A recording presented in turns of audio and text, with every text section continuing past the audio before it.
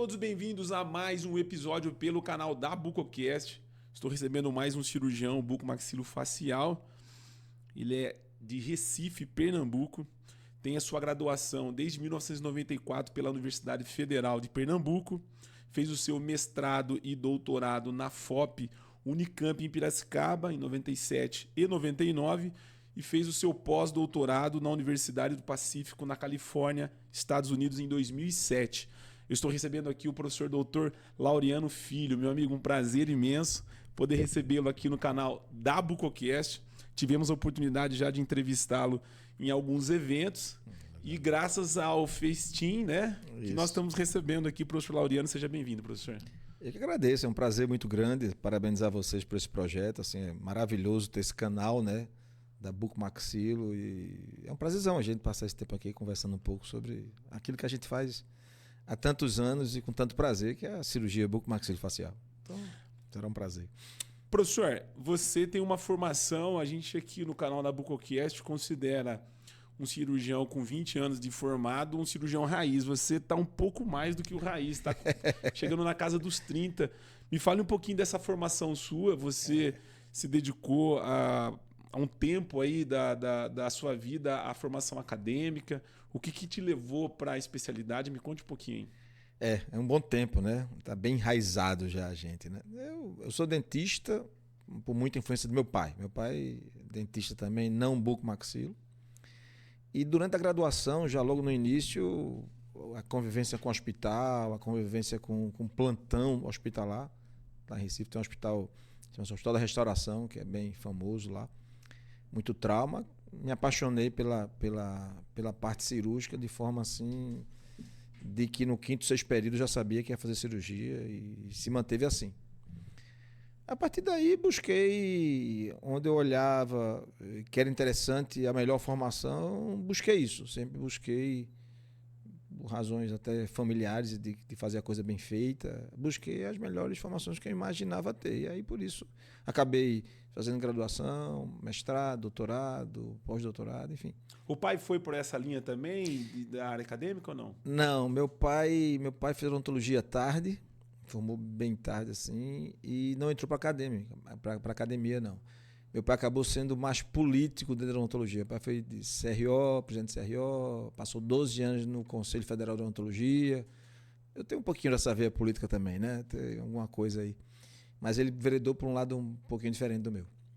Dentro da área acadêmica, você tem uma direção no sentido de professor universitário, parte científica, pesquisa? Tem alguma área que você... Tem, né? Tem.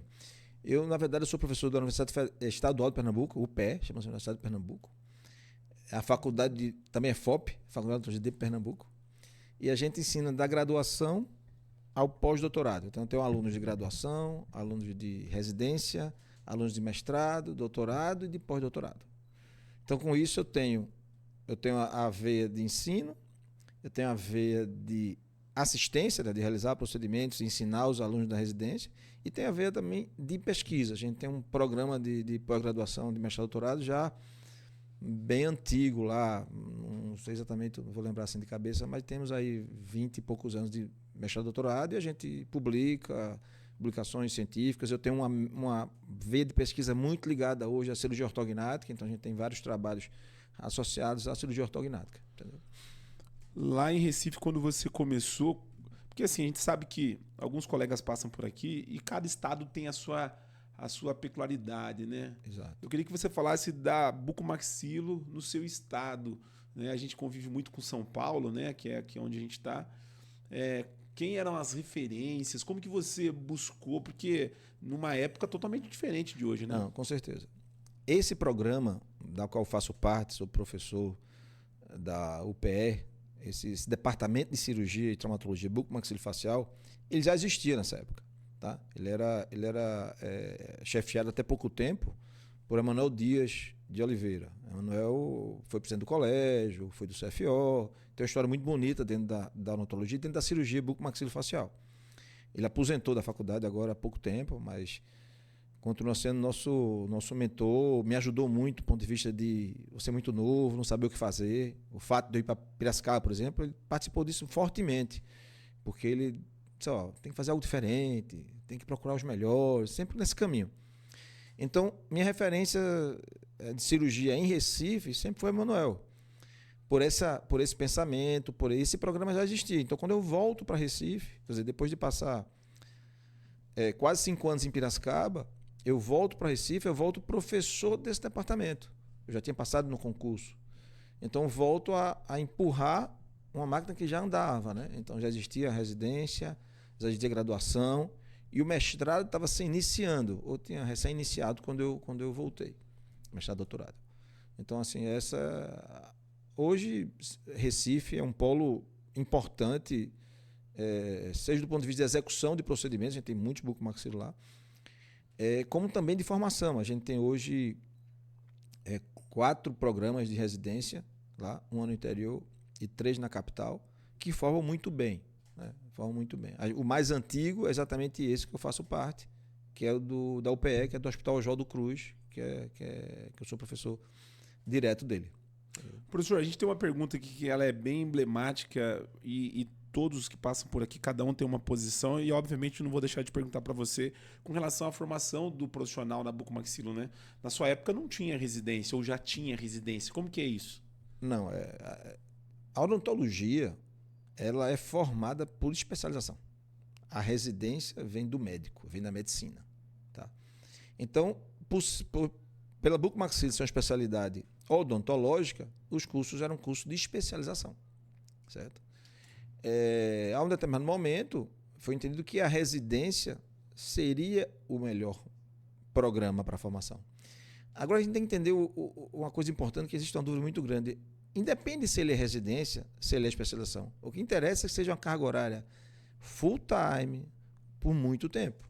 Hoje, a recomendação que a gente fala são 3 anos.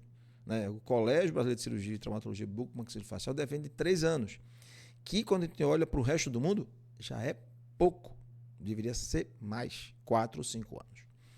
Tá? Então, na verdade, a residência ela é o melhor formato, mas um curso de especialização também tem uma boa formação, contanto que tenha as mesmas 8.640 horas e seja de dedicação exclusiva. Então, depende o nome que você dá. O Conselho Federal recebe os dois, tanto um como o outro. E eu acho que ele é bem formado, tanto um pelo outro, contanto que cumpra esses pré-requisitos da carga horária e da dedicação. Essa resposta a gente nunca teve aqui, viu, gente? Com todos que nós perguntamos, você trouxe uma explicação assim que ainda ninguém tinha falado, porque você falou uma realidade. A residência vem da área médica e a odontologia é especialização, né? Exato. Mas dentro da especialidade, a gente percebe que se faz uma diferença no sentido de ser especialização ou residência, mas não é o que está em voga, né? Existe assim, hoje existe um certo preconceito. O bom é a residência, a especialização é ruim. Mas o que é ruim é que a maioria das especializações que tem no país ainda tem uma carga horária muito baixa. Então, na hora que você escuta o não especialização, você considera que aquela não é boa porque ela é de carga horária baixa. Mas, na verdade, o que importa é a carga horária. Alguns serviços, o nosso serviço lá em Pernambuco, como, por exemplo, o serviço no Rio de Janeiro, do Pedro Ernesto, tem a mesma característica. Eu tenho em Recife, no Rio igual. A gente tem vagas de residência e vagas de especialização. Eles entram juntos no mesmo serviço. Um paga e o outro recebe. Porém, eles têm a mesma carga horária, o mesmo trabalho. Eu não consigo identificar quem é aluno de residência e quem é aluno de especialização. Eles trabalham iguais e vão ter formações iguais, independente se vem da residência, independente se vem da especialização. Entendeu? E você acha que esse modelo, ele diz se esse profissional vai ser bom ou ruim com relação à carga horária? Por exemplo, a gente recebeu aqui uma bucomaxilo que fez especialização e se considera muito bem preparada em cirurgia ortognática porque ela acompanhou uma equipe durante muito tempo em cirurgia ortognática. Você acha que dependendo da linha que o cirurgião vá trabalhar, é independente ou se ele está buscando cirurgia ortognática e está inserido numa equipe que tem um volume de cirurgia ortognática, ele pode se diferenciar dentro desse serviço com relação ao aluno que fez residência? Você entendeu? Não, entendi. Perfeita a pergunta. O mundo hoje é um mundo de diversos vetores de aprendizado. Antigamente a gente só tinha um caminho, o cara ia fazer um curso e ler livro. Hoje a gente tem diversos vetores de aprendizado que com certeza vão ajudar na formação das pessoas. Mas quando a gente fala de um número, de uma carga horária, a gente não está falando para o indivíduo, está falando para a população, para um grupo da população. E considera-se isso como uma média importante a ser alcançada. Então, quando eu olho para uma população, para ser bucomaxilo, tem que ter no mínimo 8.640 horas e o que seriam 3 anos de trabalho com dedicação exclusiva. Esse é o mínimo, tá? Mas tem pessoas que podem sair da média e não alcançar isso. Quando a gente cria regras, a gente cria regra para todo mundo. Então pode ter cara que vai aprender com muito menos tempo e vai ter cara que vai fazer isso tudo e não vai ser bom também. Então, assim, não é garantia 100%, mas é o mínimo que a gente está trabalhando. Óbvio que existem outras ferramentas que podem ser criadas para avaliar. As sociedades criam provas de títulos dentro da sociedade, para alcançar títulos dentro do colégio, qualquer outra instituição, qualquer outra profissão. Mas é que pode avaliar o cara quando termina a residência, entendeu? Como, por exemplo, a OAB tem para os advogados de fazer uma prova. Ele fez o curso que ele devia fazer, correto, que agora é correto, o curso é reconhecido pelo MEC, mas ele faz uma prova na OAB para poder trabalhar como advogado. Outros países, por exemplo, o bucomaxilo nos Estados Unidos, ele tem que se manter atualizado, ele tem que cumprir requisitos durante a vida inteira. Quando ele não cumpre requisito a cada 2, 3 anos, não vai a congresso, não cumpre aqueles pré-requisitos, ele perde a possibilidade de trabalhar. Então, assim, a avaliação do indivíduo, da capacidade de trabalho, não necessariamente está atrelada à quantidade de tempo que ele passou de carga horária, né? Agora, quanto mais tempo passa de carga horária, mais fácil é de estar bem formado. Entendeu? Perfeito. Nós vamos entrar numa pauta aqui. Antes de nós entrarmos na pauta, quero fazer um agradecimento especial à Traumec, que tem apoiado o nosso programa aqui da Bucocast. Nós estamos colocando o QR Code aqui na tela. Você que queira receber o contato de um representante da fábrica, é só você apontar o seu celular para o QR Code que aparece na tela. E o nosso agradecimento aí ao Paulo e ao César Caritá. Professor, já que nós estamos falando da formação do aluno, como que você enxerga a formação do bucomaxilo? Como que você vê o bucomaxilo, a próxima geração, né, dentro da especialidade? Eu acho que dentro da odontologia, o especialista mais bem informado é o bucomaxilo. Mas temos problemas. Né? Temos excelentes centros formadores, excelentes residências. Hoje, praticamente, todo mundo tem residências e o país todo, se olhar, ele tem excelentes serviços de residência e forma muito bem. Mas, por outro lado, o Conselho Federal de Odontologia continua aceitando uma carga horária inferior ao que a gente entende. Quando eu digo a gente, eu falo, de certa forma, o que o Colégio Brasileiro de Cirurgia e Traumatologia Bucomaxilofacial pensa, que seria essas 8.640 horas. Então, assim, do mesmo lado que a gente tem uma excelente formação e quem está nesse grupo, que é bem formado, que está fazendo residência, tende a crescer muito, a gente tem um grupo que acaba não fazendo a bucomaxilo de forma completa. Fazendo completa e se preparado para seguir um dos caminhos, seja ATM, ortognática, seja implante, enfim, porque não vai ter uma carga horária legal. Então a gente ainda precisamos convencer o Conselho Federal da importância de ele reconhecer apenas os cursos que têm uma carga horária maior. Comparado com o exterior, o mundo, como que você vê o Brasil hoje na bucomaxilo? Não vejo muito bem. A gente, por exemplo, um cara bem formado no Brasil com 3 anos, ele não consegue regularizar o título dele no México, porque lá são 4 anos, aqui são 3. Ele não consegue ir para a Colômbia, porque lá são 4 anos, aqui são 3. Então, assim, na verdade, a gente está atrás de vários países onde a carga horária é maior. Então, assim, esse é um problema que, na verdade, é um problema que a gente precisa evoluir. Algumas residências já falam, alguns serviços no Brasil já falam em criar mais 1 ano de residência. Eu acho que existe um até no Paraná que já está. Isso você fala no sentido da formação, mas quando nós falamos de cirurgiões, profissionais, como que você enxerga? Temos excelentes profissionais, muito bons profissionais. Nisso a gente está muito bem formado, excelentes profissionais, que hoje está tendo alguns colegas nossos fora do país, saindo, tem alguns colegas nos Estados Unidos, saem daqui para lá, e trabalhando, estabelecidos lá. excelentes profissionais bem formados. Muitos, né, se a gente olhar para grandes nomes, estão sempre aí em congresso, sempre tiveram alguma experiência internacional, né? Então, muitos colegas nossos, inclusive eu, tive a complementação da minha formação fora do país, tá? Então, isso ajuda na formação do profissional também. Então, assim, ele tem excelentes profissionais, mas muitos desses tiveram algum tipo de experiência internacional, que eu acho maravilhoso e super válido. Tá? Hoje nós temos a mídia digital, você veio de uma geração que, obviamente, na sua formação não existia. Hoje nós temos cirurgiões muito bons de rede social, né?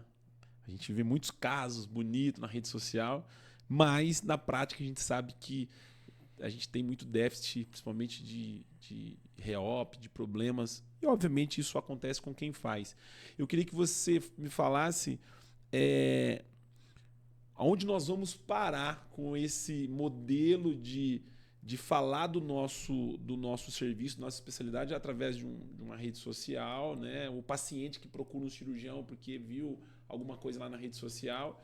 E queria que você me falasse também com relação à parte científica, se nós estamos precisando trabalhar mais esse lado do estudo, como que você vê isso a nível nacional dentro da especialidade? A gente está num momento na rede social que eu costumo comentar que o aprendizado hoje é um aprendizado. A gente tem muito conhecimento, a gente tem muita informação, não é conhecimento. A gente recebe muita informação, mas a gente acaba não se aprofundando nessa informação, né? A gente acaba pegando pequenas informações. Então, eu vejo muita gente hoje assim, não se aprofunda em nada e sabe um pouquinho aqui, um pouquinho ali e quer executar as coisas dessa forma. A gente vê muito isso, muito. Com relação ao paciente procurar pela rede social, hoje eu começo a ter uma opinião um pouquinho diferente. Eu acho que, especialmente cirurgia, quando se faz o nome de cirurgia, a maioria das pessoas que tem uma razão, uma cabeça razoável, vai procurar um pouco mais. Não vai apenas pegar o nome do cara que está fazendo tráfego pago, que está ali aparecendo no vídeo legal e vai procurar o profissional. Eu acho que acaba se aprofundando um pouco mais, saber quem é o profissional, saber a história dele, de onde ele veio, currículo, enfim, indicações. Acho que isso começa um pouco, na minha cabeça, um pouco a perder um pouco de força isso, certo? Porque esse conhecimento, esse crescimento, muitas vezes na rede social, é fugaz. Ela acontece muito rápido, mas tende a cair um pouco se o cara não for profissional bom. Se não bom, ele não vai ter nenhum tipo de problema, não. Ele vai apenas ter usado um caminho mais fácil para alcançar os pacientes dele. Mas o que ele usa exclusivamente o social e não tem a base bem feita, né, ele acaba sendo fugaz.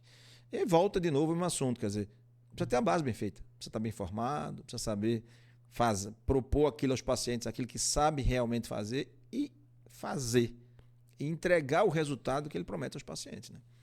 Dentro da especialidade, quais áreas que você navega, professor? Hoje, meu carro-chefe é cirurgia ortognática, eu foquei nisso desde cedo e continua sendo o principal. Eu brinco com meus pacientes dizendo que eu faço tudo que sangra. Tem que sangrar. Se não sangrar, eu não quero. Mas eu faço ainda um pouco de trauma, já fiz muito mais trauma. Tá? Faço muito implante também, implante dentário, eu adoro fazer implante também, implante e reconstrução, faço bastante. E um pouco de ATM também. Um pouco de prótese, um pouco de artroscopia, enfim, alguma coisa nesse sentido faço. Normalmente é isso mais. E hoje fazendo um pouco mais também, começando a fazer algo com estética também, alguns procedimentos estéticos, né? A gente não está totalmente liberado disso ainda, mas a gente tem começado a trabalhar e principalmente a estudar bastante isso. Nós vamos falar sobre as cirurgias estéticas da face, até porque você tem o seu congresso, né? A gente, só para abrir um parênteses aqui, esse congresso começou há quanto tempo, professor? O festim? Essa é a segunda versão. O congresso é a segunda versão, né? A gente tem o curso que já estamos na 8ª turma. E o congresso é agora em São Paulo, esse é o segundo? Isso, o primeiro foi no Rio ano passado e esse é agora em São Paulo. Tá bom, daqui a pouco a gente vai falar sobre isso. Falando sobre cirurgia ortognática, por que é tão difícil realizar a cirurgia ortognática? Muitos profissionais vão para bucomaxilo, pensando exatamente em fazer cirurgia ortognática e para no meio do caminho. A gente sabe de muitos colegas que se formaram exclusivamente para fazer ortognática e não faz ortognática. Por que é tão difícil essa cirurgia, professor? Rotina. Acho que o grande problema é rotina, hoje, né? Quando eu comecei a fazer cirurgia, a gente não sabia nem como é que saber, a gente queria saber como é que fazia a técnica. Como é que faz isso? A gente não tinha internet, a gente não tinha vídeo, como tem hoje, né? Então a dificuldade era técnica, ver a técnica. Hoje, todo mundo conhece a técnica. Todo mundo tem ideia de como a técnica funciona. Mas acho que os profissionais que vão para uma residência, vão para uma boa especialização e não fazem com rotina é porque não tiveram experiência da rotina. O serviço, por alguma razão, não permitiu essa rotina. Acontece muito. O segredo é você praticar. É rotina. É tipo, você não tem experiência, você vem trabalhar comigo e aí você vai ver paciente todo dia de ortognática, vai operar toda semana, vai fazer pós-operatório, vai dar alta, vai internar, vai ver pós-operatório, vai para tomografia, vai planejar, e aí você vai criar uma rotina. Como tudo na vida, né? A gente faz bem aquilo que faz todo dia. Você é excelente que você faz entrevistando, porque você faz isso todo dia. E é por aí que vai. A gente tem que trabalhar com aquilo que a gente faz diariamente ou semanalmente, rotina. Quanto mais rotina. Então, quando o cara passa numa residência e ele não consegue fazer ortognática depois, por alguma razão, normalmente está ligado a isso. Pode ter feito um caso, 2, aí fez um semestre, fez outro 2 meses depois fez um outro no outro ano, e aí não criou o ambiente para tornar aquilo rotina e está fazendo aquilo com muita frequência, entendeu? Eu acho isso. Hoje, dentro da cirurgia ortognática, a gente sabe que tem algumas áreas, né, que o profissional se destaca mais dentro da cirurgia ortognática. Por exemplo, hoje nós temos a técnica minimamente invasiva e alguns colegas, né, se colocam como especialista em minimamente invasivo. Enfim, o senhor vem de uma geração, obviamente, que não tinha técnica, não sei se já existia na sua época a técnica minimamente invasiva no Brasil. Eu queria que o senhor falasse qual o modelo de cirurgia ortognática que o senhor faz hoje. O modo, eu não sei, a gente usa aqui o convencional, o tradicional, minimamente invasivo. Eu queria que o senhor falasse um pouquinho sobre isso. Eu acho que a cirurgia minimamente invasiva eu acho muito boa, acho maravilhosa. O pensamento de você fazer um acesso menor e você dar menos consequência indesejável do seu paciente, porque toda vez que você faz uma cirurgia, você vai levar a consequência indesejável. Não são complicações, porque complicações é aquilo que sai da rotina, né? Então, você diminuir esse edema, essa dor pós-operatória, é super interessante e todo mundo gosta disso. Tá? O Jonatas Klaus, que é o cara que colocou isso de forma organizada no Brasil, eu parabenizo ele muito, eu gosto do meu amigo, e tem feito isso muitíssimo bem, certo? É uma coisa maravilhosa. Eu tenho feito muita coisa. São todos os casos que eu faço dessa forma? Não, mas eu agreguei muita coisa, eu mudei muito minha técnica cirúrgica, agregando detalhes técnicos, detalhes de pós-operatório, de pré-operatório, com a cirurgia ortognática minimamente invasiva. Acho que é uma coisa que veio para ficar. Mas acho que em algumas situações, especialmente a diminuição do acesso, ela tem que ser progressiva. Eu vejo que hoje o residente precisa aprender vendo para depois poder fazer isso de forma com um acesso menor. Tá? Mas acho a técnica maravilhosa e veio para ficar, e eu faço muita coisa usando ela. Hoje, uma cirurgia ortognática sua, maxila, mandíbula e mento, normalmente você costuma fazer em quanto tempo, professor? Eu faço em 3 horas, uma coisa assim. Professor, essa questão do tempo nunca foi problema para você, porque a gente vê que alguns colegas têm isso como cartão de visita, minha cirurgia dura tanto tempo. Cirurgião é um ser vaidoso, né? Então, o tempo cirúrgico demonstra que você é ágil, você é rápido, você é bom, você entrega o mesmo resultado mais rápido. Então, assim, é interessante, eu acho que quanto mais tempo tem na cirurgia, mais tem que ter qualidade, tem que ter resultado. E o que, no fim das contas, o que o paciente quer é a cirurgia bem feita. O paciente está dormindo, se a cirurgia demorou 3 horas, 30 horas ou 30 dias, não faz muita diferença. Estou sendo exagerado aqui, né? Mas assim, o que ele quer é um resultado bem feito. Então, assim, óbvio, quanto menos tempo, melhor. O que é que faz isso acelerar o tempo? A rotina. Estrutura boa, material bom, fazer com equipe que está sincronizada. A cirurgia ortognática invasiva facilita muito, porque você descola menos. Então, naquele descola menos, é mais rápido, né? Então, se eu boto aquele instrumento uma vez ali, acabou. Já passa para outro passo, a cirurgia acaba mais rápido. Se eu descolo mais, eu vou gastar mais tempo. Então, assim, vou ter mais coisa para suturar, vou demorar mais. Então, assim, tem toda, mas eu não acho que é o ponto crucial de um bom cirurgião, tem que ser um cirurgião que opere muito rápido. Também, venhamos e convenhamos. Não precisa ser toda vez com 1h30, mas não precisa gastar 8 horas, 9 horas de cirurgia. Então, assim, eu acho que o equilíbrio e o bom senso é que deve reinar aí. Diga-se de passagem que tem ainda cirurgias ortognáticas que levam esse tempo aí de 8, 9 horas. Dentro da sua casuística, nesses anos que você faz ortognática, operou mais que perfil de paciente, professor? O 2, o 3, lá na sua região? Você todos. tem uma ideia ou não? Todos. Olha, classe 3 se opera bem mais, né? Mas por uma razão técnica, inclusive. A ortodontia, ela tem ferramentas para as pequenas classe 2. O paciente tem uma classe 2, não é grande, ela tem ferramentas para resolver o problema oclusal, né? O problema da mordida. Das classe 3, não tem muita solução. Então, acaba que muitos pacientes classe 2, especialmente lá atrás, há 20 anos atrás, mais do que hoje, né? Não era indicado ortognática porque eles conseguiam resolver de alguma forma, ou pelo menos melhorar aquela oclusão apenas com ortodontia. Então, acaba que os classe 3 ele não tinham ferramentas, acaba que se operava muito mais do que os classe 2. Então, assim, época, eu acho que eu operei bem mais classe 3 que classe 2. Classe 3, né? O paciente classe 3, eu acho que ele percebe mais a deformidade, né? Também. A deformidade da classe 3, a classe 2 é mais aceitável, né? Normalmente. O homem dá uma escondidinha com a barba, dá aquele jeitinho brasileiro. Exato. Você, entre esses casos, o 2, o 3, assimétrico, qual que é o mais desafiador de você conseguir entregar resultado? Eu acho que isso é muito individual no cada paciente, né? Mas separando os 3, eu acho que a simetria acaba sendo o mais desafiador, porque a simetria tem detalhes, muitas vezes, que você tem um olho bem apurado, um bom diagnóstico para não perder, para não fazer a cirurgia e o cara deixar o cara um pouquinho assimétrico.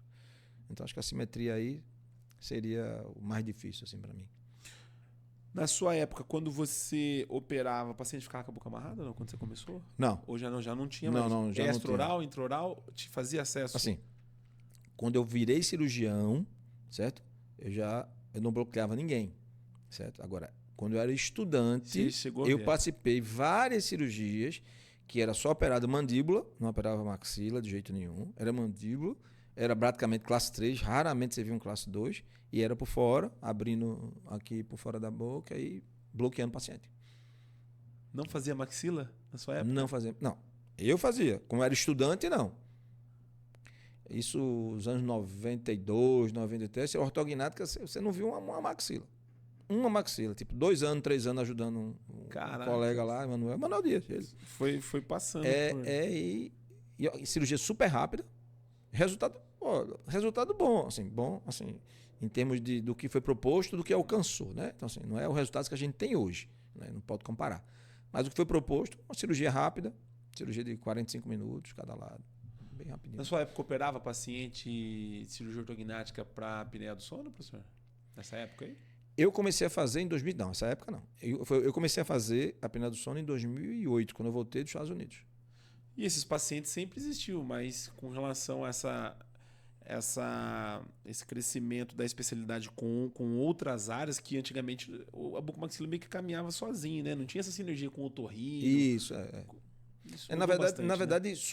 Acho que o tratamento da doença do sono cresceram muito, né? Hoje tem um especialista do sono que trata, você tem uma polissonografia que não tinha antes. Então as ferramentas também de diagnóstico para os problemas do sono melhoraram, né? E associado a isso, alguns estudos que mostraram que acabou caindo no colo da gente que a cirurgia bimaxilar, no avanço bimaxilar, trata a apneia do sono, né? Então, assim, isso acabou sendo uma coisa interessante e a gente acabou envolvido lá na minha universidade, conjunto com o departamento do sono, com reuniões, com eventos. Então, a gente começou a ter um pouco mais de movimento. Esse paciente de apneia, você enxerga ele como um paciente fora da caixinha dessas outras indicações que a gente tem, do 2, do 1, enfim? Olha, na minha experiência, ainda falta crescer mais isso. Eu acho que, apesar de as especialidades médicas que tratam o sono, né, com CPAP, com outras que não é a cirurgia, eles reconhecem o trabalho da gente, mas eles têm um pouco ainda de medo de indicar.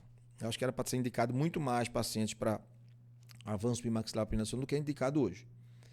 Mas acaba que já melhorou muito, já tem mais indicação. Acho que é uma coisa que... E é um paciente que vem muitas vezes só por essa razão, né, da apneia, e que está bem tratado. É um pouco diferente do tradicional, mas a condução é muito parecida. Professor, a gente tem que falar de REOP hoje dentro da cirurgia ortognática. Os colegas que por aqui passam, todos que operam, já em algum momento teve que reoperar algum paciente por alguma razão. Mas antes de a gente entrar nesse assunto, eu queria que você trouxesse algum caso seu e por que, obviamente, para a gente poder... Eu acho que essa geração, né, que está se formando dentro da bucomaxila aprende com os erros, né, desses que abriram, né, o caminho dentro da especialidade. Eu queria que o senhor contasse algum caso em específico que você já precisou fazer algum tipo de reoperação. Mas antes disso, eu queria que você falasse se na sua época o número de REOP era como hoje, porque o que se diga aqui é que isso tem aumentado, e se tem, no seu ponto de vista, qual é a razão, qual o motivo assim desses números terem aumentado? Eu vejo muito mais REOP hoje do que no passado. Tá? Mas eu não considero ainda um número alarmante, pelo menos no que eu vejo. Se faz muito mais cirurgia, né? Cirurgia ortognática não se fazia o volume de cirurgia que se faz hoje, né? Não se tinha tantos especialistas como se tem hoje. É uma cirurgia cada vez... Vamos para o lado bom, né? Lado bom. Muita gente satisfeita. Então, mais indicação. Vai ser feito mais ainda. Então, é natural que apareça mais os problemas também. Eu acho... Não consigo cravar. Mas eu acho que, proporcionalmente, eu acho que não deve ter mudado muito, não, a quantidade de REOP. Entendeu? Porque aumentou o número de cirurgia. Acho que proporcionalmente. Entendeu? Então, não vejo isso. Não tenho esse número de forma clara, mas na minha rotina E assim, problema todo mundo tem. Assim, você passa 25 anos, eu tenho 25 anos em clínica privada em cirurgia ortognática. Então, dizer que não tem problema, eu estaria mentindo. Já reoperei paciente? Já. Lógico que já. Graças a Deus não são muitos. Né? Mas o que você não pode deixar de estar junto com o paciente. E falar a verdade. O paciente não se enrola. Fala a verdade. Eu vou ter agora. Volto para Recife, que há 2 semanas ou 3, eu tenho uma REOP para fazer. Minha. Não ficou legal. Já paciente só. Não gostei. Ela doutor, também estou percebendo. E foi eu que puxei a conversa. Eu me incomodei tanto que eu puxei a conversa. Eu vou falar. Isso é natural de um profissional que sabe lidar com... Somos gente operando gente. Se você achar que é perfeito, que nunca vai errar, vai errar. Não tem jeito. Um dia acontece. Não tem isso perfeito. Apenas a gente tem que tratar isso de forma correta, clara, natural, certo? Porque pode acontecer. Todo mundo que vai para a cirurgia sabe que existe um percentual maior ou menor de complicações. Todo mundo sabe. Todo mundo sabe disso. E assumir a complicação. Ter a complicação e assumir, tomar conta, estar junto do paciente, o mais que você puder, ajudar e até resolver. O segredo não está em você reoperar, é você estar do lado do paciente e conseguir dar todo o suporte, né? Esse é o mínimo que a gente tem que fazer com um paciente. É o mínimo. Assim, é tomar conta dele o máximo possível. É estar disposto a ajudar o máximo possível. E quando você opera alguém, entre aspas, né, é pro resto da vida. Porque tudo acontece com um paciente que tem algum tipo de relação. Ele foi a cirurgia. Então, tudo é relacionado com a cirurgia. Tudo. Às vezes, 5 anos, 6 anos depois, eu recebo muitos pacientes antigos que chegam, doutor, eu tô com um problema na ATM, um estalozinho na ATM, e eu operei com o senhor. Disse, quanto tempo o senhor operou? Disse, não, faz 3 anos. 3 anos, olha, veja só. Beleza, é um problema novo, que está aparecendo agora, não apareceu antes, mas não tem relação com a cirurgia, entendeu? Direta. Pode ter uma indiretinha lá atrás. Então, assim, é muito comum ter essa tudo que você faz com o paciente, ele... eu fiz cirurgia, acho que foi cirurgia, vou ligar para o doutor Laureano porque deve ter uma relação. Então, passa a comparar o tempo todo. Tem algum caso que você, emblemático, de algum help que você já fez e poderia compartilhar com a gente? Tem alguns casos emblemáticos. De help, assim, não. Graças a Deus são poucos. Mas tem vários casos emblemáticos. Tem um muito legal que... Legal hoje, né? Porque foi uma complicação. Um paciente foi operado no hospital universitário com residentes lá, uma paciente que eu planejei fazer um recuo de mandíbula, coisa que é raridade na minha mão. Sempre minhas cirurgias quase todas são maxila e mandíbula, mas a paciente era muito magrinha e por alguma razão a gente achou que só a mandíbula ia resolver e ela era muito, muito magrinha, vamos fazer só a mandíbula e está tudo certo. E aí a gente começou a cirurgia, normalmente nessa época eu fazia um lado, eu fiz um lado, e saí da cirurgia, do campo, fiquei só olhando, e o residente ia fazer o outro lado. Eu trabalho com o mesmo grupo de anestesia há muitos anos. Hoje, há 25 anos, praticamente, 24 anos, que a gente trabalha junto. 2 anestesistas. Isso já aconteceu, já faz uns bons anos, já faz uns 15 anos. Mas já tinha um bom tempo trabalhando com elas e percebi que elas estavam muito junto de mim. O anestesista vai lá, faz o serviço dele, entuba o paciente e tal, e senta um pouquinho, né, do lado. E ela o tempo todo junto aqui. Disse, algum problema? Tá aqui o tempo todo do lado? Disse, não, tá tudo bem. Aí eu insisti. Depois passou uns 5 minutos. Disse, tá algum problema? Porque tu tá o tempo todo aqui. Disse, não. É porque a gente tá com um problema. O paciente tá com hipertermia maligna. Desenvolvendo um quadro de hipertermia maligna. O que é isso? É um quadro que é um aumento da temperatura. Na verdade, como se fosse uma alergia. Uma reação, na verdade, não é alergia. Uma reação às drogas que são dadas para anestesia, que são inaladas. São inaladas pelo nariz, né? Que passa pelo tubo. Inicialmente pelo nariz, né? Com uma máscarazinha, depois pelo tubo. E aí, essa paciente tem relação, o que acontece com isso? Aumenta a temperatura, há a musculatura, muita força, a musculatura trava, fica enrijecida e o risco de morte é altíssimo. Eu disse, sim, beleza, aconteceu isso, a gente faz o que agora? Que aí eu não sabia o protocolo. Ela disse, não, para a cirurgia, dá para suturar? Eu disse, dá. Aí suturou, eu tinha feito um lado, não tinha fixado ainda, né?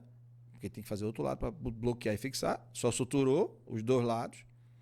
E agora? Aí, existia na época um hotline que você ligava direto para, acho que é a Sociedade Brasileira de Anestesiologia, para comunicar, e ela seguiu o protocolo.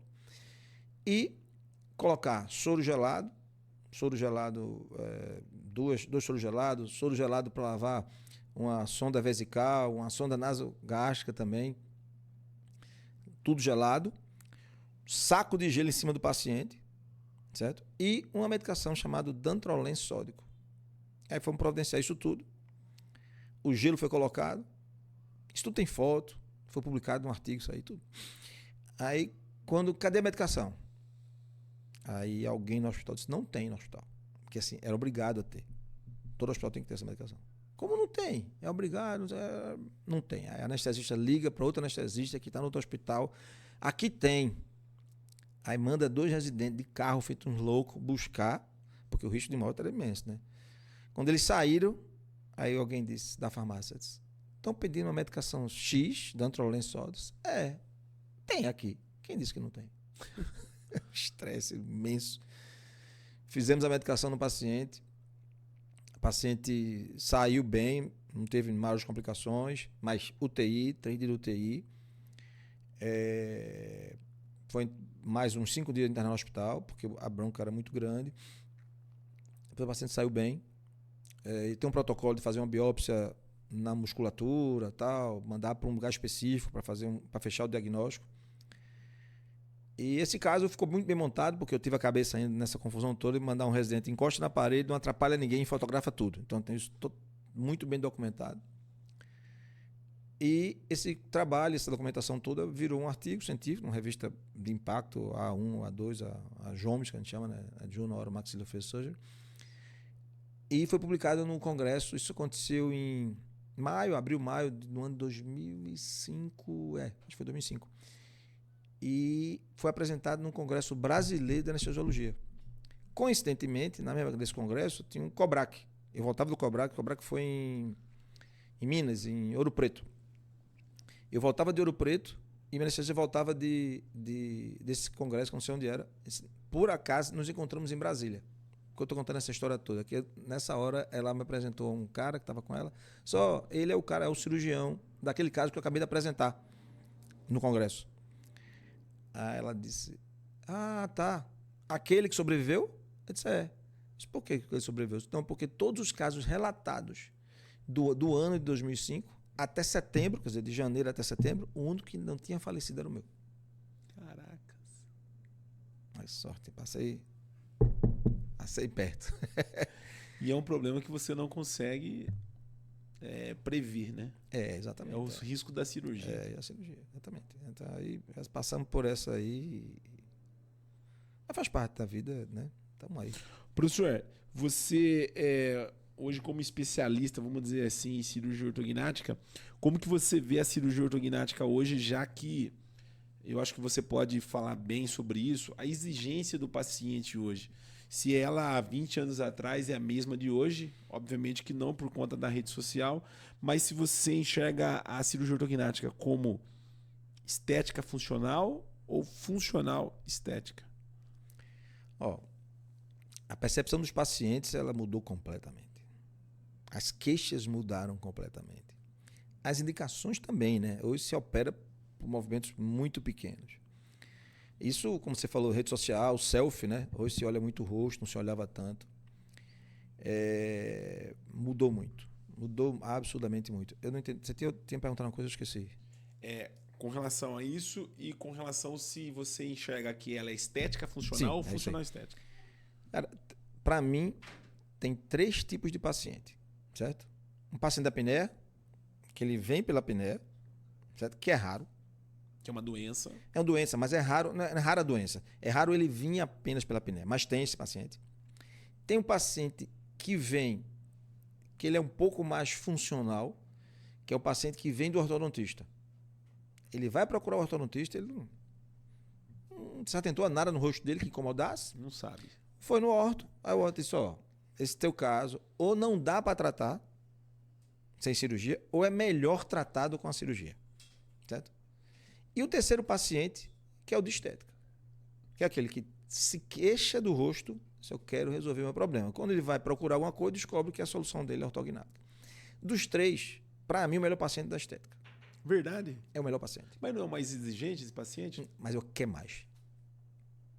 É o que quer mais. E a estética da exigência, da estética, todo paciente de estética é muito exigente. Mas o que é muito exigente é aquele paciente da estética do envelhecimento. É o cara que vai ficando velho e quer se manter jovem. O cara que tem estética para um ortognático, ele é novo, ele se sente feio, mal, não gosta daquilo, certo? Ele quer mudar. Ele não está muito preocupado como vai ficar. Obviamente que ninguém quer mudar para ficar pior. Sim. Ele sempre quer melhor. Mas ele tem problema. Eu quero sair disso, eu quero sair daqui. Eu quero sair dessa situação. Isso acontece com paciente ortognático, acontece com paciente com rinoplastia também. Tá? E com paciente que tem orelha de abano. Todos são pacientes jovens normalmente. Certo? E são pacientes que querem mudar aquela situação. Esses são pacientes que querem mudar. Esses são pacientes muito bons. Porque eles querem mudar. Óbvio que eles querem ver como vão ficar. E a gente tem ferramenta para mostrar isso hoje. Né? E é importante que eles vejam como vai ficar. Certo? Mas ele não está baseado no resultado que ele vai ficar para decidir a cirurgia. Isso parece um detalhe pequeno. Mas não é. Não é. Quando o paciente, eu quero operar. Eu brinco com o paciente no consultório, que o paciente chega da ortognática a primeira vez. Doutor, eu vim operar. Quer fazer hoje? Hoje? Tem pacientes, agora, quer? Amanhã? O senhor marcar. Por quê? Porque ele quer mudar. Ele quer sair daquela situação. Esse é um paciente bom. Entendeu? Ou seja, você tem um olhar mais aguçado para a estética do paciente, que é a exigência dele hoje maior. Não é o meu olhar que é aguçado. Eu acho que tem um grupo de paciente mesmo. Tem aquele paciente... Tem paciente até, por exemplo, o paciente que vem do ortodontista, que ele não sabe Esses dias eu tive um médico que conversou comigo. Indicação muito clara da cirurgia. Ah, mas eu não sei se eu quero. Cara, não faz, velho. Não faz. Não faz. A cirurgia é para você, não é para mim, não. A cirurgia é para você. Para mim, o máximo que você pode fazer é me pagar. É o dinheiro que vai ser para mim. Mas a cirurgia é para você. Então tem que você querer fazer. Então, querer fazer, passa por sua vontade. Cirurgia ortognática, graças a Deus, não tomou nenhum apendicite, que a gente não estava conversando se ia operar ou não ia operar. Estava conversando quando operar. Então, pode decidir não operar, inclusive. Certo? Mas precisa o paciente querer. Então, acho que esse paciente que quer muito, ele é o melhor paciente. E normalmente, esse quer muito, está muito relacionado à estética, porque ele se sente incomodado. O paciente que não tem isso, ele pode até operar, melhorar, ele às vezes é convencido, quando começa a ver o resultado, é mesmo, eu vou ficar melhor, legal. Aí começa a se convencer, aí vai tranquilo. Professor, vamos falar de preparo para a cirurgia ortognática, mas já vai buscando aí no seu HD alguma história legal, interessante, alguma coisa inusitada que já aconteceu no centro cirúrgico, com um residente, enfim, alguma história aí que a gente consiga deixar registrado aqui no nosso canal da Bucocast, que eu acho que isso o aluno de residência, de graduação, conecta bastante quando você conta qualquer história relacionada ao que aconteceu contigo já. Alinhadores, cara, você começou numa época que tudo era bracket. E agora a gente tem os alinhadores. Como que esse paciente, para você, de alinhador, se o preparo para você seja com alinhador ou convencional, existe algum modelo de preparo que você propõe para o ortodontista para você operar? Ismael, se vem para mim convencional, se vem alinhador, para mim é indiferente, ou eu tenho um modelo que eu faço quando... Me fale um pouquinho sobre o preparo com relação a isso, professor. Eu prefiro o aparelho convencional do que alinhador. Opero os dois. O que chegar, a gente acaba fazendo.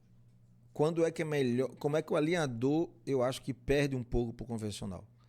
Quando o caso está mal preparado. Assim, todo cirurgião que faz ortognática recebe casos excelentes, bem preparados, mas também recebe pacientes que não estão tão bem preparados assim. Então, nesses casos, eu acho que é imprescindível, se ficou muita ortodontia para fazer depois, eu acho importante ter o uso do convencional. Se o caso está bem redondo, a ortodontia bem feita, já andou bastante no pré-operatório, eu acho que aí não faz muita diferença do convencional para o alinhador, não. Entendeu? Você recebe o paciente 100% alinhador até no último da cirurgia, ou você pede para trocar o aparelho para ir para a cirurgia com o convencional? Muitas vezes eu peço, mas algumas vezes o paciente não quer, eu faço também. Explico a ele que ele vai usar, eu uso os parafusinhos, né? Os IMF, o parafuso ortodôntico, os mais ortodônticos hoje, parafuso de coragem ortodôntica. Explico a ele e faço, contanto que a ortodontia esteja bem conduzida. Entendeu? O paciente dificilmente consegue escapar da parestesia. Tem alguns casos que você tem paciente e que consegue sair 100% com parestesia, a gente fala para o paciente que sempre vai ter parestesia. Apesar de hoje, cada vez menos a gente tem. Quer dizer, continua tendo alguns casos, mas a gente diminui muito porque os acessos minimamente invasivos, ele acaba melhorando essa situação também, né? Mas eu não prometo ao paciente que ele não vai ter parestesia. O que eu gosto é explicar bem o que é parestesia, porque existe um medo da parestesia muito grande, né? E socialmente a parestesia não é um problema, né? Eu já tive, somente parestesia é muito operador dependente, então lá atrás, quando eu estava começando, eu tive mais parestesia do que eu tenho hoje. Isso não é um problema social, não é um problema que eu tenho na minha clínica, os pacientes reclamam, ai meu Deus, minha vida nunca mais é essa, acabou minha vida que eu estou com parestesia. Não é, na minha rotina não é. Então assim, a primeira coisa é explicar bem o que é parestesia para o paciente, ele precisa entender. O paciente relaciona muito problemas com nervo, né, com paralisia. Que é diferente. Que é diferente, né? Então um leigo não sabe a diferença de uma parestesia para uma paralisia. Então eu preciso explicar a ele que ele, mesmo tendo parestesia, ele vai continuar mexendo o lábio normal, falando, língua, tudo. Entendeu? Dizer que se caso ocorra, não é o fim do mundo, entendeu? Hoje, como que você enxerga a questão do material que a gente tem no mercado, né? A gente tem materiais nacionais e importados. E a gente tem hoje um assunto assim que a gente tem debatido bastante aqui nos nossos podcasts, que é a operadora impondo um material, né, que ela tem lá o seu convênio, enfim, tem seus acordos, e que muitas das vezes o cirurgião não tem mais essa escolha de material, né? Como que o senhor enxerga essa situação? Se é algo que você consegue entender, né? Ou se não, o cirurgião ele precisa, porque a responsabilidade do paciente é do cirurgião, né? Sem dúvida. Veja só. Eu sempre fui trabalhar muito com material importado. Todos os meus casos eram importados, brigava sobre material importado. Mas nos últimos anos, as marcas nacionais cresceram muito, né? Cresceram muito em qualidade e tal. E hoje, a imposição das operadoras por material, por marca, né? Eu não considero um problema, não. Porque hoje tem muita coisa boa no mercado. Obviamente, a maioria é boa. Tem coisa ruim também, mas a maioria é muito boa. Muito boa, que tem qualidade suficiente, boa para trabalhar bem. Lembrando que as placas de ortognática são placas com uso temporário, né? Depois de 3 meses, ela perde a função ali, né? 3, 4 meses. Então, assim, não vejo isso um problema nas operadoras. Óbvio que hoje ainda continua tendo, o cirurgião tem o direito de indicar 3 marcas diferentes, né? E as operadoras, em tese, deveriam aceitar isso. Tá? Mas, assim, não vejo um problema grande hoje, não. No passado, sim. No passado, a diferença de qualidade do nacional para o importado era imensa. Imensa, imensa, imensa. Hoje está muito perto, muito perto. Eu não vejo como problema, não. Falando em material, a gente tem a Traumec, que é um dos parceiros nossos aqui do nosso canal da Bucocast. Nós estamos colocando aqui o QR Code, né, da Traumec aqui no nosso podcast. Você que ainda não recebeu o contato de um representante, aponte seu celular para o QR Code, para que você consiga aí falar com um dos representantes. Agradecer ao César, né, cara, e tal, ao Paulo também, que tem patrocinado e tem apoiado a Bucocast. Nosso muito obrigado. Professor, você acha que os materiais customizados, que, diga-se de passagem, que lá fora já é uma realidade, isso algum dia você acredita que é possível no Brasil? E se você tem utilizado desse material, como que você vê isso aí? Fora do país é uma realidade cada vez maior, muito rápido, né? Começou um dia desse e hoje já é usado bastante. Vários colegas nos Estados Unidos que só usam customização em tudo. Eu acho que o nosso mercado brasileiro não tem a capacidade financeira de bancar isso ainda. Acho que a estrutura não permite fazer isso de rotina. Então, na minha rotina, a customização ela é de forma não rotineira, quer dizer, ela é pontual. Tá? Assim, prótese da TM, por exemplo. Prótese eu só trabalho 100% de forma customizada. De forma alguma eu quero usar PMG. outra PMG. Sempre customizada. As ortognáticas, não. Normalmente eu uso placas convencionais. Às vezes um caso ou outro, eu vou ter um caso agora, vou operar acho que nos próximos 40, 50 dias. É um paciente que vai fazer 2 próteses customizadas, movimento muito grande, aí eu quero um material menor e mais forte, então optei por fazer uma customização. Mas é pontual, não é a rotina. Então, assim, acho que no futuro a gente vai até virar rotina. Agora, o futuro quando no nosso país, eu não sei se daqui a 5, 10 eu não vou ver mais, né? Porque depois de 10 anos eu começo a ver, talvez eu não pegue. Quando você tem indicação de prótese com cirurgia ortognática, você faz essa cirurgia separada ou você faz essa cirurgia junto? Junto. Por que junto, professor? Porque eu acho que é melhor resolver numa cirurgia só do que em 2. Então, eu acho que dá para fazer sem nenhum problema. Entendeu? Mesmo que ela dure um pouco mais de tempo, mas eu acho que é. O paciente tem um pós-operatório? Eu sempre busco isso ao máximo ao paciente. Quanto menos procedimentos, melhor. E não vejo nenhuma... Obviamente, cada caso a gente tem que estudar isoladamente, mas de forma geral, um paciente precisou de uma prótese de ATM e precisa de uma ortognática, para mim ele deve ser resolvido de uma vez só. Na maioria esmagadora dos casos. Por alguma razão específica daquele paciente, daquele caso, enfim, aí você pode dividir em 2, mas de forma geral, uma só. Quando você vai fazer a sua cirurgia ortognática, você começa pela maxila, pela mandíbula, você começa a cirurgia da forma que você aprendeu ou no decorrer da sua caminhada você aprendeu de um jeito e mudou? Eu queria que você falasse um pouquinho dessa Excelente história. pergunta. Cara, já mudei muito. Verdade? Já mudei muito. Eu era do grupo começar pela maxila. Aí brigava muito com pita, tá. Hoje começo pela mandíbula. Eu mudei muito. Na verdade, eu dou muita aula, né? Sempre dei muita aula, sou professor há muitos anos, então eu olho meus slides antigos e pô, vou trocar esse caso, dá não. Porque muda muita coisa, a referência muda. Então, assim, mudei muito, muito. Eu comecei, por exemplo, quando eu comecei a fazer ortognática, se eu tinha uma discrepância de 4 milímetros, eu não operava maxila e mandíbula. Eu escolhia maxila ou mandíbula para operar. Caracas. Tipo assim, uma classe 3. Tem deficiência de maxila e tem uma mandíbula grande. Mas era 4 milímetros só, a diferençazinha pequena, né? Então, qual que é pior? Ok. Faz um só. Impossível, há anos que eu não opero um segmento só. Então, assim, entre outras coisinhas, a própria técnica cirúrgica mudou muito. Você amadurece, né? No início, quando comecei a fazer a cirurgia, eu me lembro, anos atrás, em Piracicaba, com meu chefe na época era Luiz Augusto Pássaro, que aposentou de lá, eu acho. Eu queria ver como era a técnica. Então, tem detalhes na técnica cirúrgica que eu não lembrava, tipo, não da osteotomia em si, mas algum detalhe de fixação, como pegava ali, instrumento que usava para aquilo. Eu tentava buscar na memória como é que ele... Não consigo.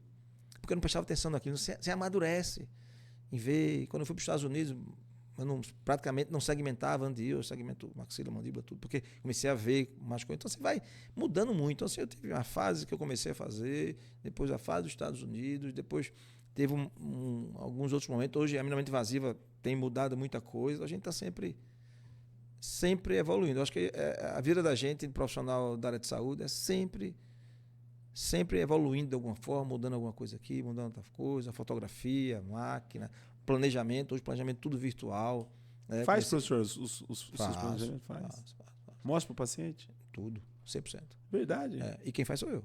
Quer dizer, eu tenho uma galera que trabalha comigo, sim, tá? Mas eu não me admito não dominar a ferramenta. Então, assim, eu vou para os softwares, eu mexo. Muita coisa hoje, para chegar no software, alguém me ajuda. Não precisa saber, você tem que entender o que está lá, né? Eu costumo dizer o seguinte: você operar um paciente sem conhecer da ferramenta, certo? Você está operando um paciente planejado pelos outros. O movimento que está fazendo é o outro. Você não tem nossa, então eu preciso entender. Eu preciso pegar um planejamento, qualquer programa desse de planejamento, e entender que está mal montado. Saber que aquilo não é real, aquilo está errado. Eu só sei isso sabendo mexer na ferramenta. Então não tem como você trabalhar usar uma ferramenta de planejamento, que planejamento da cirurgia é tudo, né? Não é tudo, a execução é muito importante também, mas a execução só é correta num bom planejamento. Então, se você não conhece a ferramenta, então precisa conhecer a ferramenta de forma profunda. E eu faço isso rotineiramente, eu mexo sempre estou mexendo. Ainda faz algum tipo de planejamento no articulador, alguma coisa? Acabou, não existe. Eu nem sei onde estamos os articuladores, perdi, porque tem aquele que faz o planejamento, mas gosta do articulador, leva os dois. Eu não sei nem... Esquece. Eu não sei nem onde estava o articulador. Sério mesmo, não sei, levaram, roubaram, venderam, sei lá o quê. Só tomar espaço e fazer a bagunça. Agora, isso é engraçado. Sabe como eu comecei planejamento virtual? ENEC 2014. Eu fui presidente do ENEC 2014 e aí... Na verdade, era para eu ter começado a mexer nisso quando estava nos Estados Unidos. Em 2007, estava nos Estados Unidos, aí entrei com o contato da Dolphin, né? E queria comprar o software lá, né? Como todo bom brasileiro, aproveitar que estava achando de comprar um software mais barato. Sem que os caras não vendiam para mim, aí eu desfoquei, vida que segue. Na época não tinha 3D, só tinha 2D. Mexi muito no Dolphin 2D nos Estados Unidos, mas voltei para o Brasil, não tinha, beleza. Vira normal. Quando foi em 2014, já tinha o 3D, acabado de chegar, eu acho, no Brasil. Tinha um 3D. E aí, fui convencido pelo grupo que trabalhava comigo, vamos comprar, tá, beleza, vamos. Aí pegamos o software e disse, não, agora tem que fazer o treinamento, né? Aí fez um treinamento, aquele treinamento basicão e tal. Cara, rotina. O cara tem que ter rotina, mexer naquilo todo dia. Isso foi em maio de 2014. Final do ano, velho, eu não tava lá parado. Rotina, cirurgia o tempo todo, cara, não fiz a mudança, continuava com planejamento tradicional, planejamento de cirurgia de modelo, articulador e tal. Aí, determinado dia, eu fui operar um paciente e aí, não sei se contaminou uma espinha no meu rosto, sei o que foi, sei que meu rosto inchou muito. A ponto que no dia seguinte eu tenho que operar outro paciente, minha anestesista assim, não, você não vai operar ninguém assim não. Quase o olho fechando assim. Se eu vou operar, o paciente está internado, eu vou operar. Você não vai operar ninguém não. Você vai ser internado. Eu? Por quê? Por causa de sair do seu rosto. Aí começamos uma fightzinha ali, ela disse, faz o seguinte, eu vou tirar uma foto do teu rosto, vou mandar para um infectologista. O que ela disse, a gente faz, tá certo? Tá bom. Aí mandei, infectologista interna. Semana lotada, paciente pós-cirurgia, aquela confusão.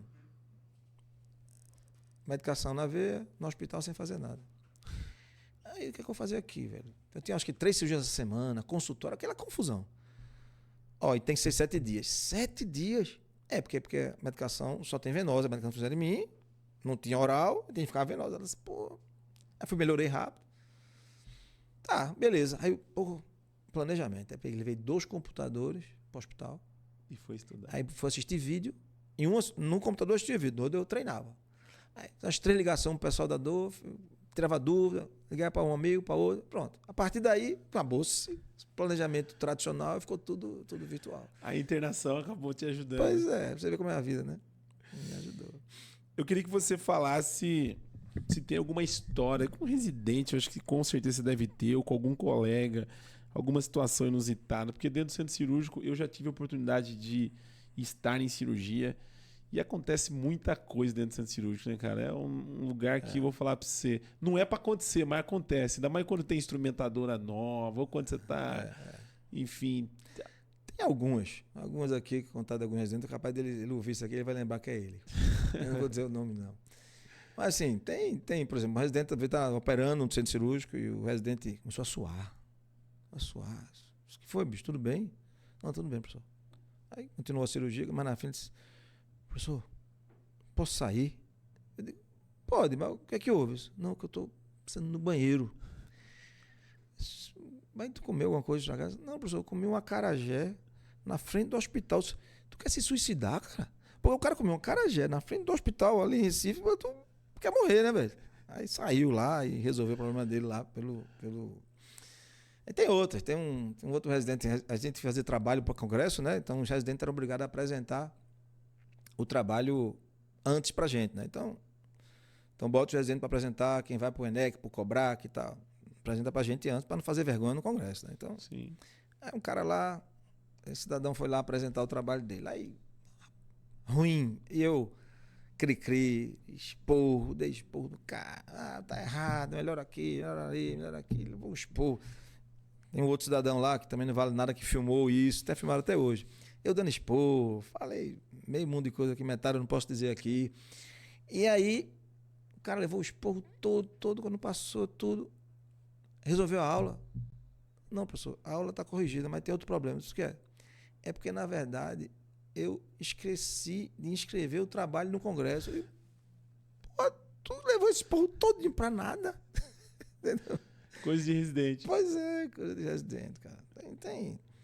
Já caiu, que dizem, né? Eu participei poucas vezes de cirurgia, fui para fazer vídeo, enfim, né? Parte de comunicação. A chave, parafuso da cirurgia já. Ixi. Tem um caso até meio recente lá, uns 3 anos atrás. Eu não gosto de operar de noite. Não gosto. Minhas cirurgias são sempre de manhã. De preferência de manhã, assim, cedo. Às vezes à tarde eu faço. Mas nesse dia, por alguma razão, começamos à noite. E aí, fazendo ortognática, no último parafuso do enxerto, quer dizer, maxila fixada, eu ia fixar um enxerto. O outro parafuso, trabalhando com a menina que trabalhava comigo, uma residente, ela fez uma forcinha a mais, o parafuso rompeu o enxerto, entrou, caiu no seu maxilar e sumiu. Aspiramos, nada. Bom, baixa a maxila de novo. Tira as placas todinha, baixa a maxila, procura. Nada. Achamos o intensificador de imagem, coloca, olha ali, tá ali. Procura, nada. Olha ali, procura. Cara, já tinha passado, acho que 2 horas essa resenha, bicho, ó. Deu, acabou, sutura, fixa de novo, vamos embora. Vamos ficar aqui. Acabou tudo, o paciente acordou, tudo, foi no quarto do paciente. Doutor, com o pai do paciente, acabou a cirurgia? Acabou a cirurgia, tá tudo muito bem, tudo certo, tudo tranquilo. Porém, ele tem um parafuso a mais. Por que um parafuso a mais? Aí eu fui explicar a ele, tem um parafusozinho ali naquele lugar lá e tal. Normalmente isso acontece, não tem muito, não anda, não caminha em canto nenhum, ele vai ficar lá. A gente acompanhou e não teve nada, mas foram 2 horas a mais de cirurgia procurando danado parafuso que não foi achado. Aí esse rapaz tem um parafuso a mais. Esse é um problema que nenhum cirurgião quer passar, né? Tem outro caso, que foi nem de ortognática. As coisas que você faz com gente, parece que a amiga é um pouquinho pior. Uma amigona minha foi fazer uma cirurgia no filho dela, dente incluso. A anestesista foi entubar. Já viu um paciente sendo entubado que você usa um equipamento que você tem uma luzinha que você... Não, isso eu não vi, não. Para abrir a boca do paciente. Sim. Tem uma luz que é para iluminar lá dentro. Quando a gente colocou esse instrumento lá, a luz caiu na via aérea do paciente. Aí tem que chamar um endoscopista. Aí, quando a paciente acordou, estava tudo resolvido também. E outra história, talvez seja interessante contar aqui, é que a vida traz pra gente desafios, né? É impressionante como traz desafios. Eu tive o desafio de, ano passado, operar minha filha. Rapaz. Foi talvez o de ortognática, classe 3. Foi um grande desafio. Eu era cirurgião, pai e acompanhante no hospital, que minha esposa disse, não vou ficar, não. Eu estava lá, mas quem dormiu fui eu. Então, assim, eu passei por todas essas fases com ela. E foi massa, assim. Como que foi isso? Cara, foi diferente, sabe? Na verdade, o pessoal que trabalha comigo me convenceu a não entrar no campo. Porque eu aceitei. Eu, na verdade, disse, eu vou entrar, ou então eu vou decidir na hora. Planejei tudo, fiz tudo. Não, professor, não entre não. E eu achei melhor não entrar o seguinte, que se eu entro, quem domina as ações sou eu. Certo? E todo mundo vai respeitar, já até porque eu sou mais velho da equipe, iam se respeitar, toda a decisão era minha. E se eu tivesse bem, é maravilhoso. Se eu fraquejasse um pouco, o pessoal vai ficar meio que, o que vou fazer aqui? Né? Então, para não passar isso, eu não vou entrar a princípio. Vocês vão tocando aqui e eu vou vendo. E a gente vai indo. Beleza. Aí, você só acompanhando. Aí eu fiquei de fora, olhava assim, eu trabalho com 2 anestesistas, né? Elas vão juntas nas cirurgias. Aí elas ficavam me enrolando, disse, vamos ali tomar um café? Aí o Marcos, não, volta lá, quero ver. Enfim, final das contas, foi operado pelo pessoal que trabalha comigo. Eu não operei nada, não. Mas fiquei lá o tempo todo, de olho e tal. Aí, recuperação, sala de recuperação anestésica, quarto, tudo. Ficamos em casa, tudo. Eu tomei conta. É diferente, mas estressante um pouquinho, mas passou. A filha ficou tranquila, né, pô? Ficou tranquila. Pô. O pai, ela tem quantos anos? Cara, novinha, 14 anos eu operei. Verdade? 14 anos e a gente operou em agosto, era de maio. Junho, julho e agosto. 14 anos e 3 meses, cara. Ela faz 15 anos agora, mês que vem. Acompanhamento não vai faltar. Ah, não. E a mãe é ortodontista, ainda por cima. A mãe é ortodontista. Caracas, aí é tudo de bom, né? A filha tá super tranquila. Pra gente finalizar esse podcast, professor, eu queria entrar na área que eu sei que você, além da ortognática, vem atuando, que é nas cirurgias estéticas da face. Então, pra gente começar falando sobre cirurgia estética, eu queria que você falasse do modelo da ortognática associado com outras cirurgias que está relacionado à estética. O que você tem feito se você normalmente, quando tem uma indicação para um paciente que pode melhorar essa questão da harmonização, se você faz num segundo tempo cirúrgico, seja qual for o tipo de... ou se você tem hábito de fazer junto. E eu queria que você falasse também sobre os implantes faciais, que hoje está super em alta. Como que você vê essa questão dos materiais, né? Hoje é o cirurgião bucomaxilo que tem o melhor preparo para fazer esse tipo de cirurgia? Bom, trabalhar na face, eu acho que o cara... E com estética, né? O profissional mais bem preparado é o bucomaxilofacial. O bucomaxilofacial do Brasil, ele talvez não esteja tão bem preparado ainda, em detrimento a outros países. Mas é o cara que consegue juntar tudo, dos dentes à face, ou da face aos dentes. Né? Os profissionais não têm o conhecimento que é tão importante dos dentes, diagnóstico esquelético. Então acaba sendo o principal profissional disso. Eu conheci lipoaspiração facial, submentoniana, submandibular, em 2007.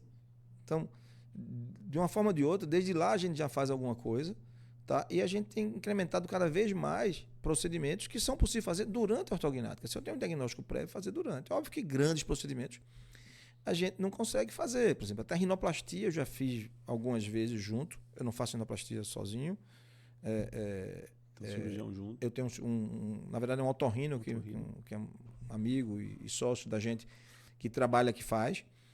Mas acho que o bucomaxilo tem condições de se capacitar e fazer muito bem qualquer cirurgia da face. Agora ele tem que se capacitar. Alguns procedimentos a capacitação é mais simples, outros são mais complexos. O que você associa normalmente com ortognática? Com bichectomia, lipo, implante facial, que você falou aí, patioplastia algumas vezes, lipoaspiração. Já fiz até rino, né? Em alguns casos a gente faz rino junto. Faz primeiro... Sempre primeiro ortognática. Sempre primeiro ortognática. Sempre. Porque ela vai mexer, ela vai movimentar. É regra número 1 de qualquer rinoplastia. Se o paciente tem deformidade esquelética nos maxilares, primeira definição é essa. Seja numa cirurgia prévia, seja durante a mesma cirurgia. Sempre faz primeiro a ortognática e depois a rinoplastia. No caso de prótese de ATM, faz primeiro o quê? Quando você tem a ortognática e a prótese, você faz primeira prótese. Primeira prótese. Tá. Falando sobre os implantes faciais, como que você vê esse crescimento? Alguns colegas fazem em ambiente de consultório. Você acha que é uma cirurgia que tem indicação de consultório? Quando você faz, é consultório, hospital? Veja só, eu faço mais hospital que consultório. Tá? Em alguns implantes são bem tranquilos no consultório, outros não são tão tranquilos no consultório. Quais? Os implantes de ângulo, eu não acho que é legal fazer em consultório. Tá? Especialmente os maiores. Né? Os implantes de região paranasal, os implantes de região mentoniana, né, que a gente até faz pouco, é de consultório. Dá para fazer tranquilo com consultório. Agora, de preferência, se você pensa em um consultório mais preparado, sedação e tal, aí dá para fazer um pouquinho mais, mas aí tem que ter uma estrutura de consultório que normalmente no Brasil a gente não tem. Hoje os materiais que a gente tem, os polietileno poroso, o cimento cirúrgico, quais que você usa e tem alguma indicação? Eu acho o polietileno poroso muito bom, porém a gente não tem customização dele. Tem fora do país, mas não tem aqui. O do cimento cirúrgico é o que é hoje mais permitido pela legislação brasileira. Então a gente usa mais, ele é customizado, o negativo, né? É customizado e você faz na hora. É o que a gente tem mais feito com rotina. Acho muito bom o implante facial, acho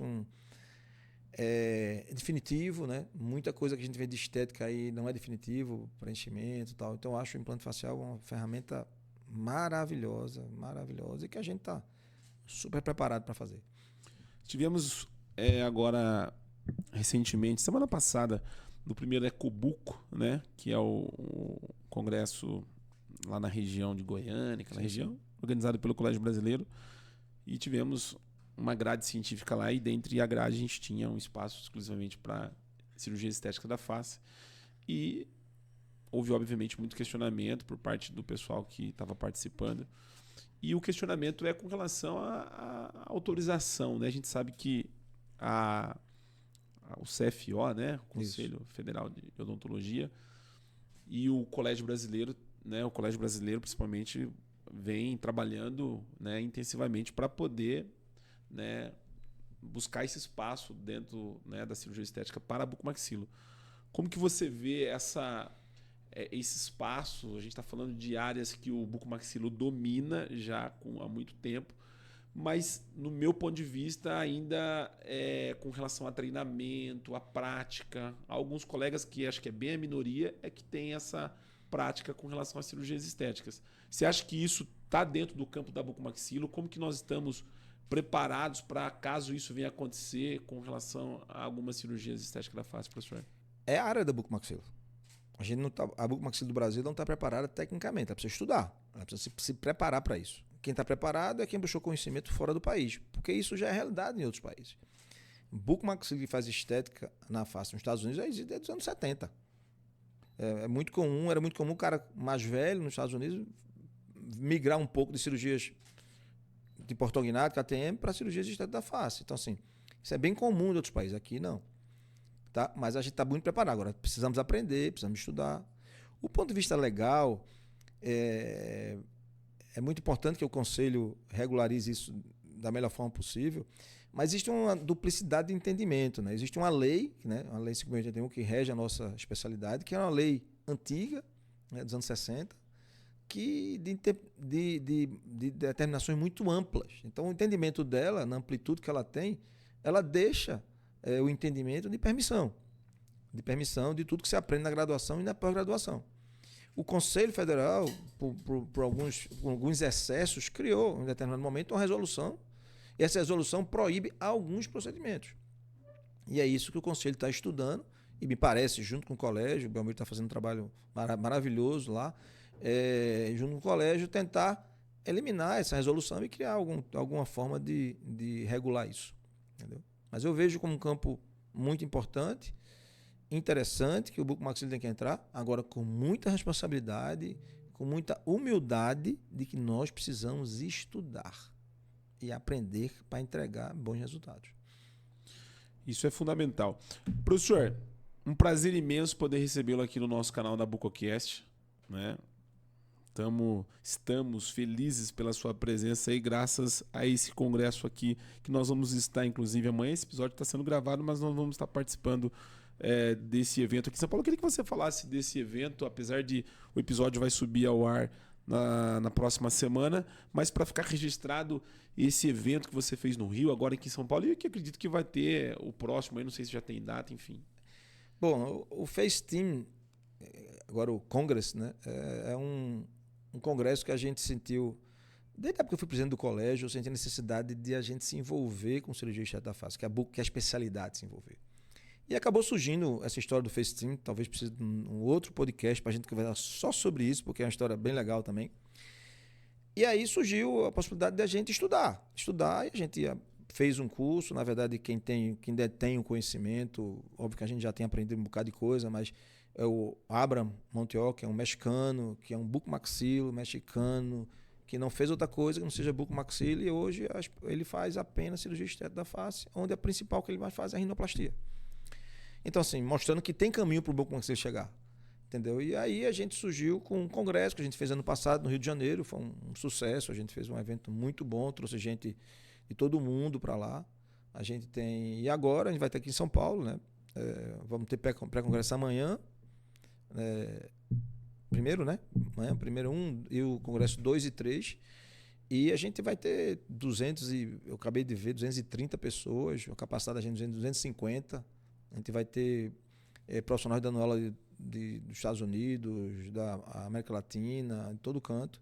Inclusive, os próprios congressistas, boa parte deles, não vi o número exato, mas facilmente 30%, 40% não são do país, são de fora. Então, existe muita gente da América Latina aqui também. Então, assim, o FaceTeam é um grupo criado por mim, Alessandro e o Abraham, e que tem crescido bastante, que o objetivo é proporcionar conhecimento, transmitir, aprender e fazer com que a gente cresça, de uma forma geral, nas cirurgias estéticas, para que a especialidade tenha um conhecimento suficiente para tratar bem os pacientes, como outros especialistas já tratam.